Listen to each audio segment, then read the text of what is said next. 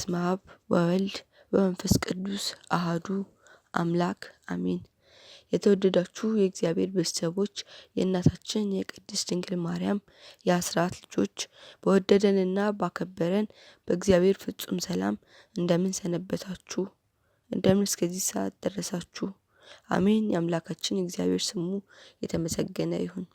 እንኳን ለብርሃነ መስቀሉ በሰላም አደረሳችሁ። ስለ መስቀል በዓል ከብዙ በጥቂቱ እንዲህ እንበላችሁ። ንግሥት እሌኒ ልጇን ቆስጠንጢኖስን ከልጅነቱ ጀምሮ ስለ ክርስትና ሃይማኖትና ስለ ክርስቲያኖች መከራ ታስተምረው ስለነበር በክርስቲያኖች ላይ የነበረው አመለካከት በሮም ከነገሱት ቄሳሮች ሁሉ የተሻለ ነበር። ቆስጠንጢኖስ የሮም ንጉሠ ነገሥት ከሆነ በኋላ በ300 ዓመታት ውስጥ ለመጀመሪያ ጊዜ ለክርስቲያኖች የነጻነት አዋጅ አወጀ። ክርስትናም ብሔራዊ ሃይማኖት ሆነች።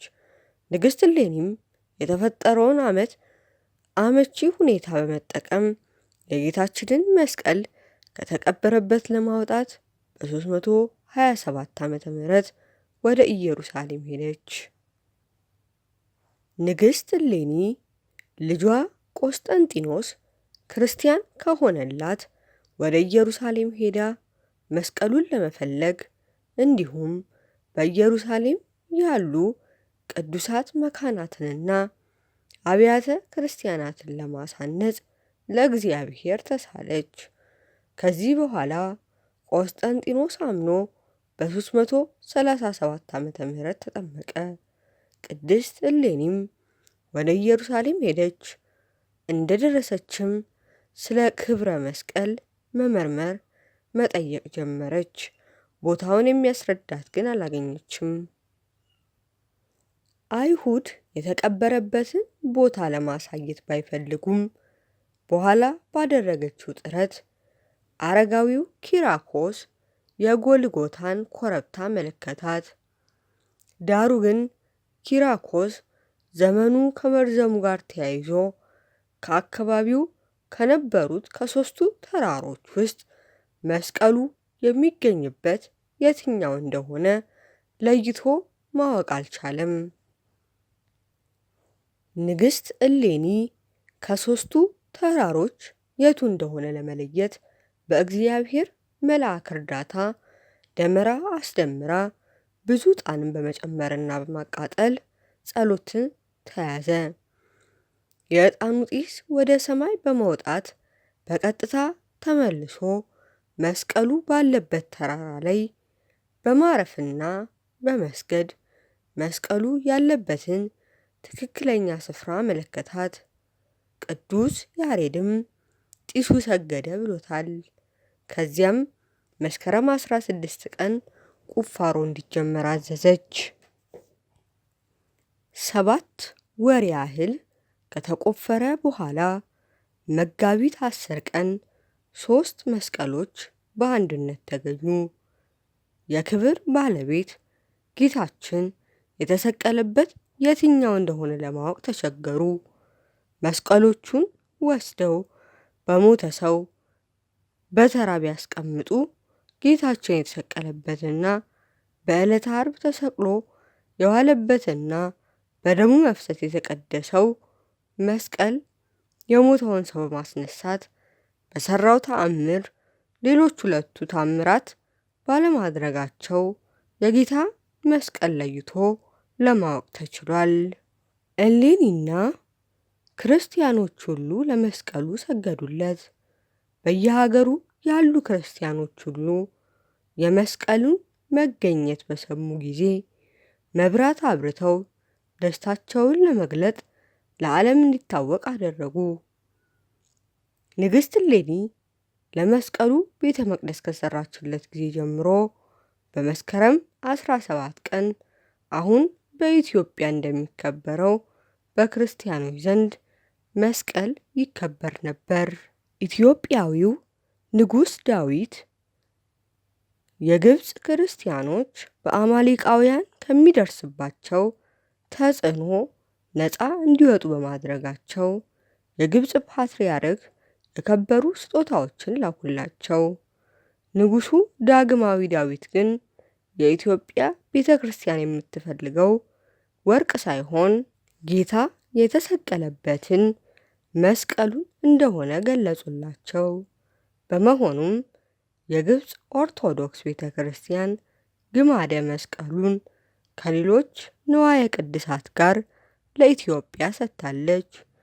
ይህ ግማደ መስቀል በግሸን ማርያም ገዳም በእግዚአብሔር አብ ቤተ ክርስቲያን ሆኖ ኢትዮጵያን እየባረከ ይገኛል።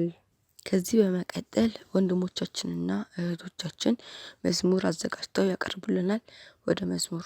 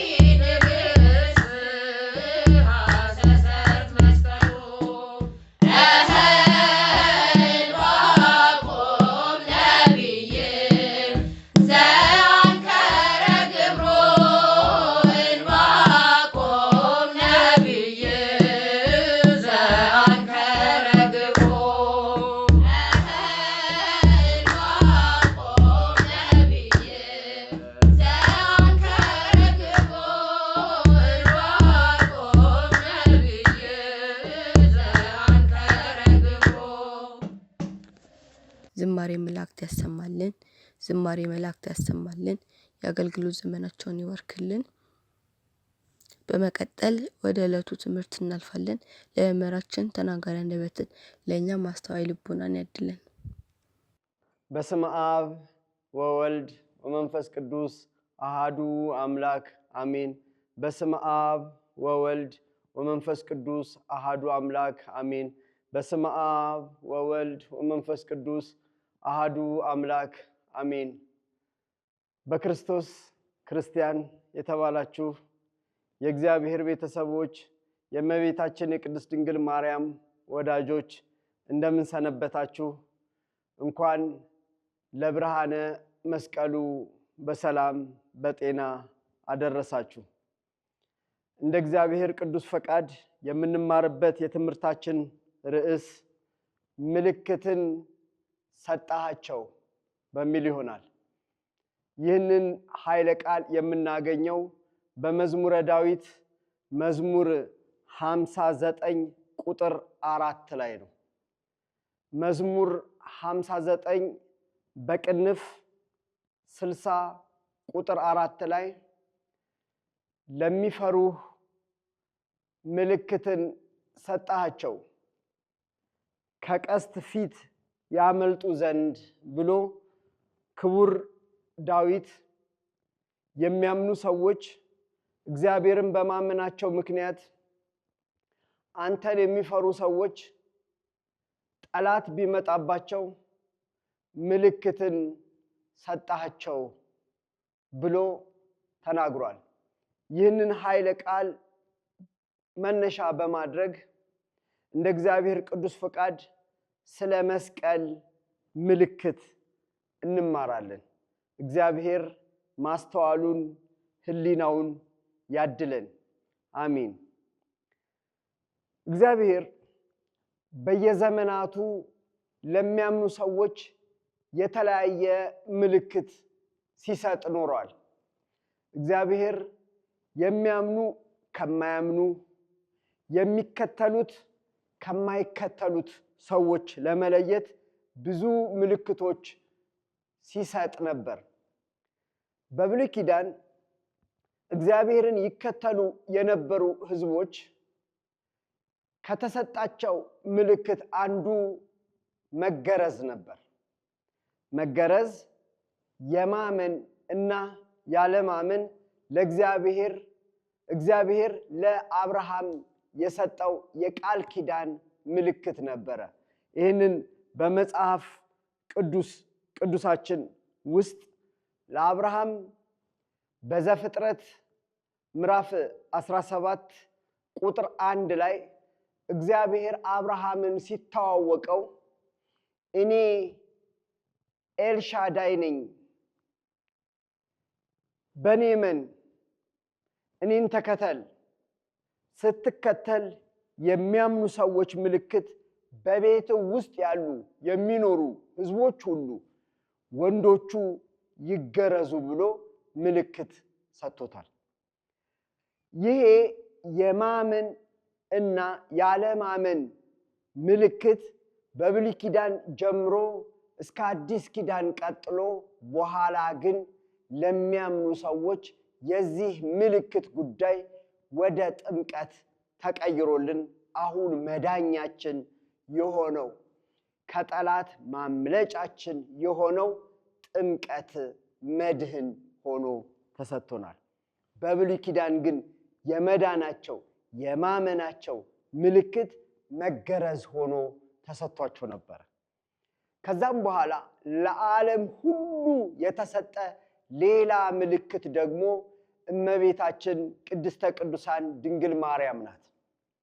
የመዳኛችን ምልክት፣ የተስፋችን ምልክት፣ ለሁላችን ቤዛዊተ ዓለም ሆና የተሰጠች ምልክታችን ድንግል ማርያም ነበረች።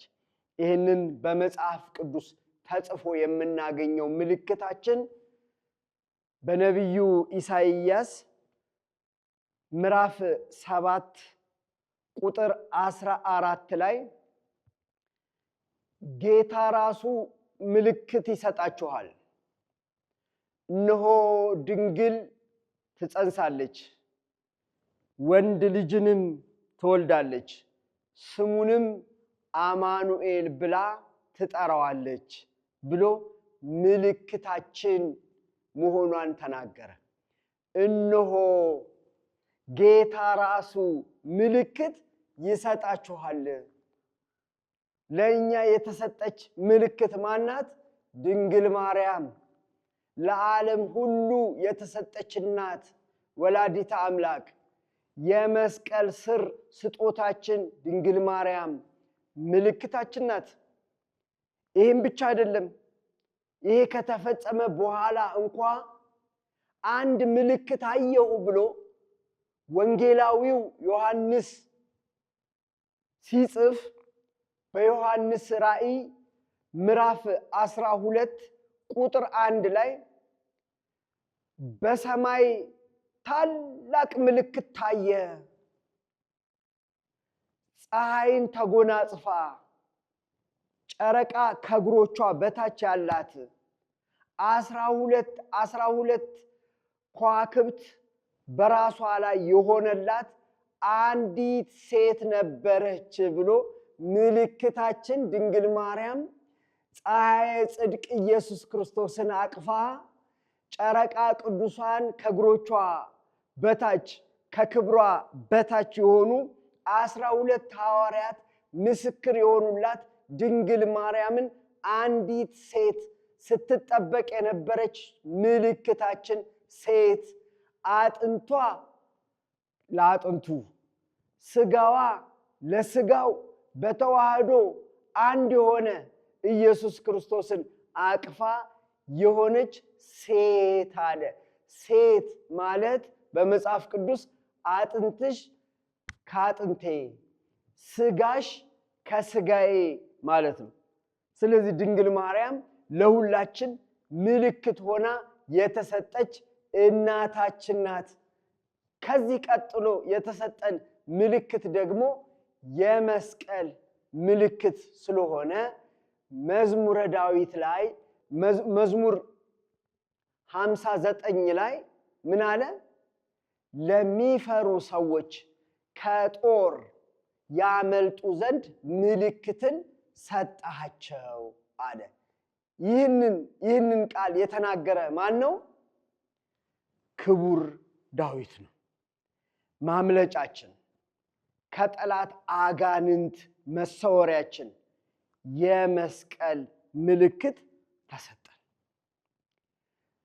ስመ ሥላሴን ጠርተን በስመ አብ ወወልድ ወመንፈስ ቅዱስ በሚል በስሙ አጋንንትን አሸብረን ከነሱ ከሚመጣ ጠላትነት ከነሱ ከሚመጣ ፈተና ማምለጫ ምልክት መስቀል ተሰጠን። ስለዚህ ነው ከቀስት ፊት ያመልጡ ዘንድ ምልክትን ሰጣቸው ያለው። አሁንም በአካላችን ላይ የመስቀል ምልክት እንሰራለን። መስቀል እናንጠለጥላለን። መስቀል በአንገታችን ላይ እናስርና ምልክታችን እናደርጋለን። የክርስቲያኖች ሁሉ ምልክት ምንድን ነው? ክርስቲያን የመሆናችን ማሳያ መስቀል ነው። ስለዚህ በጣቶቻችን መስቀል እንሰራለን። ይህንን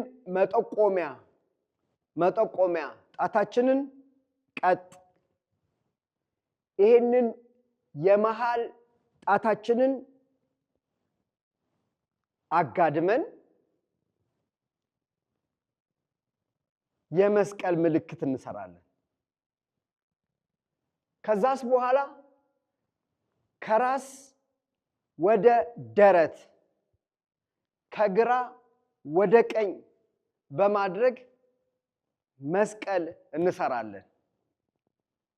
ከላይ ወደ ታች ከግራ ደግሞ ወደ ቀኝ በማድረግ ሁለት ጊዜ በአንድ ድንጋይ ሁለት ወፍ እንዲሉ አንደኛ በጣታችን መስቀል እንሰራለን፣ ሁለተኛ ደግሞ ቅርጽ በመስራት መስቀል እንሰራለን።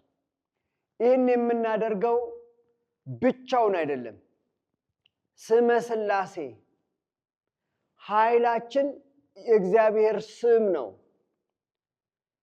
ጠላቶች መክበብን ከበቡኝ፣ በእግዚአብሔር ስም አሸነፍኳቸው። ይሄ ጠላት ሰይጣን ነው።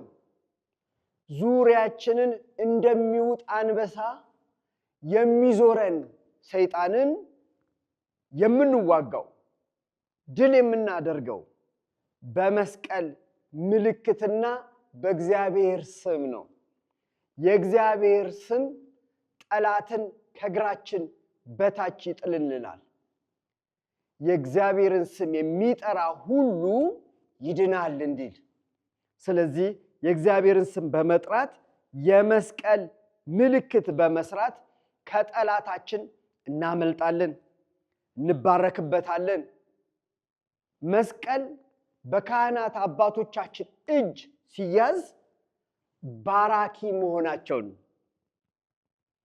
እነዚህ እጆቻቸው ብቻ በመጫን ባራኪ መሆናቸውን በመስቀል ምልክት አድርገው እየባረኩ እኛን ልጆቻቸውን ከሰይጣን እና ከእርሱ ፈተና እንድንወጣ ያደርጉናል፣ ይባርኩናል።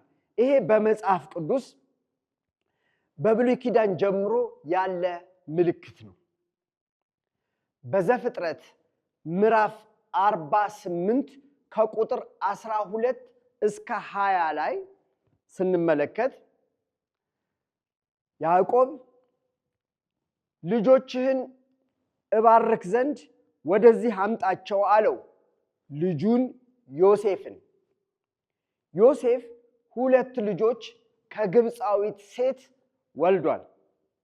እነዚህን 2ቱን ልጆች አምጥቶ እንዲባርካቸው ሲያቀርብ አንደኛው ኤፍሬም ነው። ኤፍሬም በቀኙ፣ ይህ ኤፍሬም በቀኙ ሲያደርግ ዮሴፍ ይሄኛው ምናሴ በግራው በኩል አደረገ። እስራኤል በቀኝ እጁ ዘርግቶ በኤፍሬም ላይ፣ በምናሴ ደግሞ በግራው በኩል አደረገ። አባትየው አይደለም ይሄኛው ታላቅ ነው አባቴ እንዲህና እንዲህ አድርገህ እጃቸው ላይ ራሳቸው ላይ ጫን አለው። አይደለም አውቃለሁ አለና ያዕቆብ ምን አደረገ? በመስቀል እንዲህ አደረገ። ይሄ ቅርጽ ምን ይሰራል? መስቀል ቅርጽ ይሰራል። እንዲህ አነባብሮ በመስቀልኛ ቅርጽ መባረክን ከአባታችን ከያዕቆብ ተማርን። ይህን በማድረጉ ደግሞ የመስቀል እኛም ክርስቲያኖች ነጠላ ስንለብስ እንዲህ አድርገን ራሳችን እንድንባረክ እናደርጋለን። ያዕቆብን እናስታውሳለን። አባቶቻችንም አሁንም በመስቀል ምልክት እጆቻቸውን በማድረግ ይባርኩናል። በመስቀል ምግባችንን እንባርካለን። በመስቀል ልብሳችንን ጠዋት ከመልበሳችን በፊት ሌሎች ነገሮች እንዳይፈታተኑን ለፈተናም እንዳይሆኑብን በመስቀል ባርከን እንለብሳለን። ካህናት የአገልግሎት ልብስ ከመልበሳቸው በፊት በካህናት እጅ ልብሶቻቸውን ያስባርካሉ። እነዚህ ከመጽሐፍ ቅዱስ የተወሰዱ ናቸው። የምንባረክበት መስቀል ነው ማለት ነው። መዳኛችንም ነው፣ እንድንበታለን። መስቀል የመዳኛችን ምልክት ነው። ዓለም ጥፋት ውስጥ በነበረ ጊዜ፣ ሁሉም በበደል ውስጥ በነበረ ጊዜ ታስታውሳላችሁ። ኖህ ሕዝቡ ሁሉ በውሃ ተጥለቅልቆ ሲጠፋ ከጎፈር እንጨት መርከብን ስራ። 8 ነፍስ በመርከብ ውስጥ ሆነው ዳኑ። ይህ እንጨት የመስቀሉ ምልክት ወይም ምሳሌ ነው። ዘፍጥረት ምዕራፍ 6 ቁጥር 14 ላይ የሚያሳየን የኖህ መርከብ የመስቀሉ ምሳሌ ነው። ሌላው ሕዝብ እንደጠፋ በመስቀሉ የማይመካ በመስቀሉ ላይ የተደረገውን ድህነት የማያምን ሰው ሁሉ እንደሚጠፋ ምልክታችን መስቀል ነው። መስቀል ምልክታችን የሆኑት ብዙ በብሉይ ኪዳን ለመስቀሉ ምሳሌ የሆኑ ነገሮች ተደርጓል። ኖህ በመርከብ ከዳነም በኋላ ጥፋት ውሃ ጎሏል ወይ ብሎ እርግብን ሲልካት እርግብ ምን ይዛ መጣች? የወይራ ቅጠል፣ የወይራ እንጨት ይዛ በአፏ መጣች። ይሄ የወይራ እንጨት የመስቀሉ ምሳሌ ነው። ምክንያቱም ጥፋት ጎደለ። ሕዝቡ ከመጥፋት አሁን በዚህ መዳኛችን ምልክት ይኸውልህ ብላ መስጠቷ እኛ ወደፊት ፍጹም ድነት ማግኘታችን ክርስቶስ መስቀሉን ተሸክሞ የመምጣቱ ምሳሌ ነበረ። እንግዲህ ሙሴ ደግሞ ቀጣይ ያደረገውን ስንመለከት በመስቀል ምልክት ሕዝቡ እንደሚድን ያሳይ ነበረ። ይህንን በዘጸአት ምዕራፍ 14 ቁጥር 16 ላይ አንተም በትርህን አንሳ፣ እጅህን በባህሩ ላይ አድርግ፣ ክፈለው፣ እስራኤልም ልጆች በባህሩ በደረቁ መሬት ያልፋሉ። እነሆ እኔ ፈርዖንና ግብፃውያንን ልብ አጸናለሁ፣ በኋላቸውም ይገባሉ፣ በፈርዖንና በሰራዊቱ ሁሉ ላይ በፈረሱና በሰረገላዎቹም ላይ ክብርን አገኛለሁ ብሎ በዘጸአት ምዕራፍ 14 ላይ ይናገራል። ሙሴ ሕዝቡን ለማዳን ያንን ባህር የከፈለው በምንድን ነው? በበትሩ ነበር። ይሄ የመስቀሉ ምልክት ነው። ባህረ ኃጢአት የተወገደልን እኛም የተሻገርነው ከሞት ያመለጥነው የመስቀሉ ምልክት ሲመጣ ነው። ጌታችን ክብር ይግባውና መስቀሉን ተሸክሞ ሲመጣ እኛ ለመሻገራችን ማሳያ ነው። እርሱ ተሰቅሎ እኛን አሻገረን። ይሄ የተሰቀለበት ደግሞ በእንጨት መስቀል ነው። ስለዚህ ሙሴ በበትርህ ክፈለው ሲል የሚያሳየው ምንን ነው? መስቀሉ የኃጢአታችንን ባህር ከፍሎ ጌታችን እንዳሻገረን። ስለዚህ ሙሴ የጌታ ምሳሌ፣ በትሩ የመስቀል ምሳሌ፣ እጅህን ዘርጋ ሲል ስለኛ ብሎ ኢየሱስ ክርስቶስ እጆቹን መዘርጋቱ በመስቀል ላይ እጆቹን መቸንከሩን ያመለክታል። ባህሩ የባህረ እሳትን የመሻገራችን የተሻገሩት ሰዎች አምነው የዳኑ ሰዎች ምሳሌ፣ ሌሎቹ ደግሞ የሰጠሙት የሞቱ የዲያብሎስና የእርሱ ተከታዮች ምሳሌ ነው። ስለዚህ ምን አለ ዳዊት? ከቀስት ፊት ከጠላት ጦር ፊት ያመልጡ ዘንድ ምንን ሰጣቸው? ምልክት። በብሉይ ኪዳን ጀምሮ ምሳሌ እየተሰጠ የነበረው እንደ እንግዳ ደራሽ እንደ ውሃ ፈሳሽ ፈጥሮ የመጣ ሳይሆን ምሳሌ እየተሰጠ ትንቢት እየተተነበየ እየተነገረ የመጣ መሆኑን የመስቀሉ ምልክት ያስረዳናል። ወገኖቼ እኛ ክርስቲያኖች መስቀሉ ለኛ መዳኛችን ነው። ሕዝቡ አክብሮ ከተቀበለው መዳኛው ይሄ ነው። አክብሮ ካልተቀበለው ደግሞ መዳኛውን ጥሏል። ምክንያቱም የሰይጣን መጫወቻ ይሆናል። በአሁኑ ጊዜ መስቀልን በማጥላላታቸው ነው የአጋንንት መጫወቻ ብዙ ሰዎች የሆኑት። እኛ ግን በሚያስፈራ ነገር መብረቅ ብንሰማ እናማትባለን። የሚጮህ ነገር ስንሰማ እናማትባለን። ከአጋንንት ማምለጫችን የመስቀል ምልክት ተሰጥቶናልና።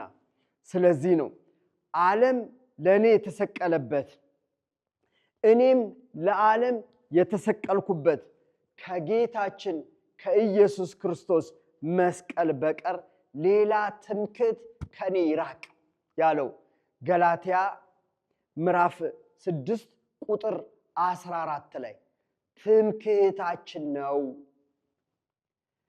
መስቀል መመኪያችን ነው። መስቀል መዳኛችን ነው ስንል ዝም ብለን አይደለም። መስቀል ምልክት ድል ስለሚያደርግልን ነው። ታስታውሱ ከሆነ ሙሴ በዘጸአት ምዕራፍ 17 ላይ ከቁጥር 8 እስከ 13 ሰፊ ታሪክ ተጽፏል። እስራኤላውያንን አማሌቅ የሚባሉ ጠላት ሆነው ተነስተውባቸው ነበር። ህዝቡን የሚመራው ደግሞ ሙሴ ነበር። ሙሴ ቀኑን ሙሉ ጦርነት ሲያደርጉ የእስራኤል ሰራዊት እንዳይሸነፉ እርሱ ወደ እግዚአብሔር እጁን ዘርግቶ ይጸልይ ነበር። ሲጸልይ እጁን ሲዘረጋ ጠላት ይወድቃል። እስራኤል አማኞች ያሸንፋሉ፣ ድል ያደርጋሉ፣ ይድናሉ፣ ከጠላታቸው ያመልጣሉ። ነገር ግን ሙሴ ደክሞት እጆቹን ሲያጥፍ ጸሎቱንም ሲያቆም አማሌቃውያን ደግሞ ድል ያደርጓቸዋል፣ ያሳድዷቸዋል፣ ያሸንፏቸዋል። ይህንን ያላስተዋሉ ህዝቦች ሙሴ ድል መደረጋቸውን ሲያይ ህዝቡን እንደገና ለጸሎት እጆቹን ይዘረጋል። ሲዘረጋ እስራኤል አማኞቹ ድል ያደርጋሉ፣ ያሸንፋሉ። ደክሞት እጆቹን ሲያጥፍ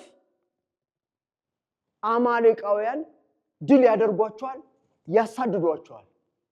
እንዴ ምንድነው ነገሩ? ሙሴን ያስተዋሉና ያዩ ኢያሱና ሆር የሚባሉ ሁለቱ ሰዎች መጡና ሙሴ ሙሴ እጅህን አትጠፍ፣ እጅህን ዘርጋ አሉት። ሙሴ እጆቹን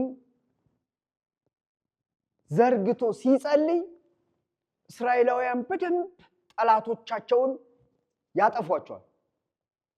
ሙሴ ደግሞ ሰው ነው፣ ይደክመዋል። እጆቹን ሲያጥፍ አሁን ደግሞ አማሌቃውያን እያሳደዱ ይገሏቸዋል። አሁንም ዞር ብለው ሙሴ ሙሴ እጅህን አትጠፋሉ፣ ደክሞታል። አንድ ነገር አደረጉ። ሁለት ሰዎች አሮንንና ሆርን አመጡና በግራና በቀኝ አቆሟቸው። ሙሴ እጆቹን እነሱ ጭንቅላት ላይ አደረገ። አሁን ከድካም አርፏል እነሱ ላይ። እነዚህ ሰዎች አይደሉም? አይደክማቸውም? ሁለቱ ደከማቸው። እነሱ አንገታችን ደከመን ብለው ሲያቆሙ ሙሴ እጆቹን ሲያጥፍ አማሌቃውያን መጥተው ይገሏቸዋል። ምን ይሻላል? ሙሴም ሰው ነው፣ ይደክመዋል። እነዚህ በቀኝና በግራም ያሉት ሰዎች ይደክማቸዋል። አሁን የማይደክም አንድ ዘዴ ፈጠሩ። ምን? በቀኝና በግራ በኩል ድንጋይ ረበረቡ። እንደ ግንብ ሰሩና ሙሴን በመሃል አቆሙት። እጆቹን እነዚህ ድንጋዮቹ ላይ አደረገ። አሁን በቀኝና በግራ ያሉት ድንጋዮች ስለማይደክማቸው ሙሴ እጆቹን ዘርግቶ ጠላቶቹን ከጦር የሚያመልጡበትን ምልክት በሰውነቱ መስቀል ሰርተው ድል እንዳደረጉ መጽሐፍ ቅዱስ በዘጸአት ምዕራፍ 17 ከቁጥር 8 እስከ 13 ይነግረናል። ይሄ ምንን እንድታስተውሉ ያደርጋችኋል? እጆቹ ሲዘረጉ መስቀል ምልክት እንደሰራ አታስተውሉም? አዎ ለዚህ ነው ቤተክርስቲያናችን መስቀልን ካህናቷ ከጉልላቷ ላይ ሰቅላ ጠላትን የምናሸንፍበት ከብሉይ ኪዳን እስከ አዲስ ኪዳን የተሰጠን ምልክታችን ይሄ ነው የምትለው። ለምንድን? መስቀሉ ምልክታችን ነው። በኋላ በአዲስ ኪዳን ጠላት ተነስቶ ይሄ የመስቀል ምልክት መጥፋት አለበት ብሎ ያሰቡ የአይሁድ ማህበረሰብ ክርስቶስን የማይከተሉ ሰቃልያነ ክርስቶስ የሆኑ እነዚህ አይሁድ ለመስቀሉ ጠላት ሆኑና ጉድጓድ አስቆፍረው የክርስቶስን መስቀል ቀበሩት። ከዛስ በኋላ አወጁ። ምን አወጁ? ጠላትነት እኮ ክፉ ነው። አንድ ሰው ሲጠላችሁ አርቆ ነው የሚቆፍረው። እንዲህ አድርገው ብቻ አልበቃም። ቆሻሻ ከየቤቱ የሚወጣውን ሁሉ እዛ ውስጥ እንዲጨምሩ በዘመናት ቆይቶ እንዲረሳ ለማድረግ ሞከሩ። ነገር ግን ዘመን አለው፣ ለሁሉም ጊዜ አለው።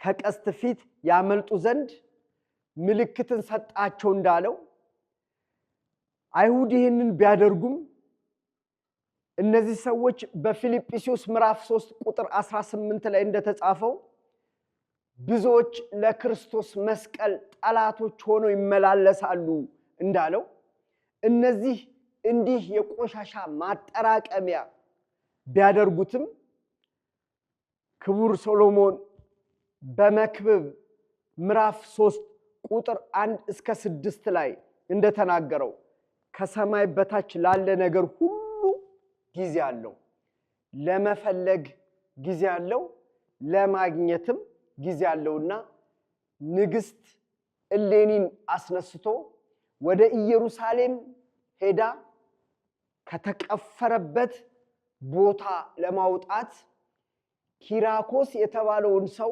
ሽማግሌ አግኝታ የት ነው የተቀበረው ብላ አስፈልጋ ደመራ ተደምሮ ዕጣን ተጨምሮ በጭሱ ምልክት የመስቀሉ ምልክት ተገኘ።